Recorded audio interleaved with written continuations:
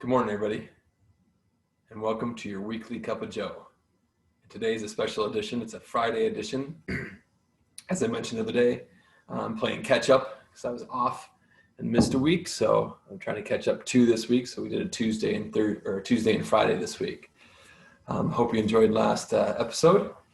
We're going to continue on with our total knee or total hip replacement questioning, and we've had a lot of people inquire about that recently. So we talked about walking and gait and using a walker or assisted device or a cane or whatever is necessary before surgery, but definitely after surgery. So today what we're going to look at is just range of motion, your mobility of that knee or hip, especially the knee. Knee replacements are typically coming to see us the day after surgery nowadays. They're not getting time to go home. They're not getting time to go to rehab or anything. They're not staying in the hospital. We're seeing them the day after.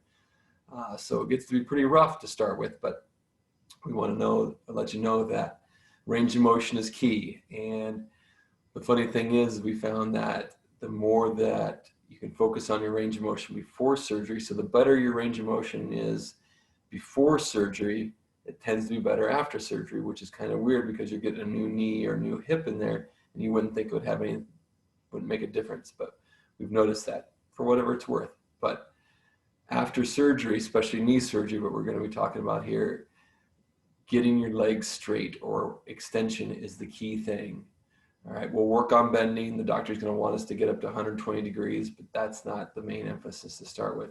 We need to get that leg straight, get it to zero. But it's going to be very difficult with all the swelling that's in there. So a lot of what we're going to be doing early on is get the muscles moving, get that swelling out of there. We're going to be pumping the swelling out of it, and you're going to need to be icing it quite frequently throughout the day. So 4 to 5 times a day, you're going to need to be icing it. You're going to be elevating it. We'll talk about how to do that. I'll kind of give you a description here. And when you're icing it for 15 to 20 minutes maximum. Don't go any more than 20 minutes, okay? After 20 minutes, your body decides that it's too cold, and then it starts to heat up and starts to bring more blood flow.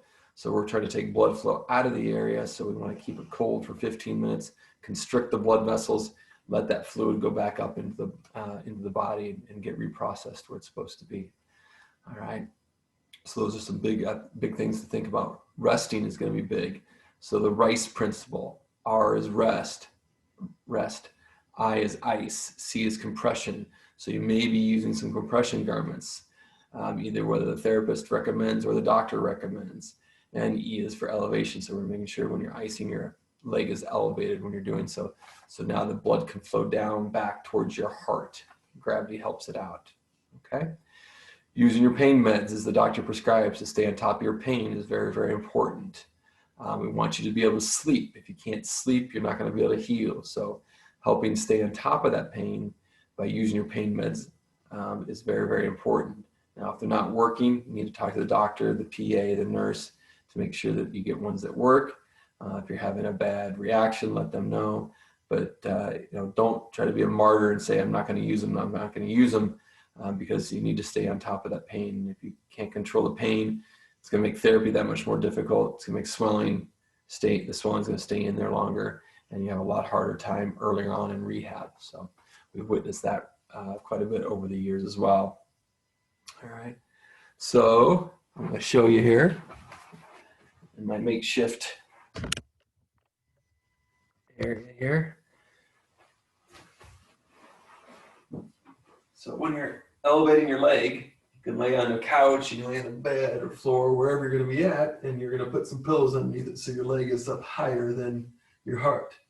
And another thing that you can do is just work on some ankle pumps. That gets the calf moving and stimulated and helps pump the fluid back down this way. So the calf helps pump that fluid back up towards your heart.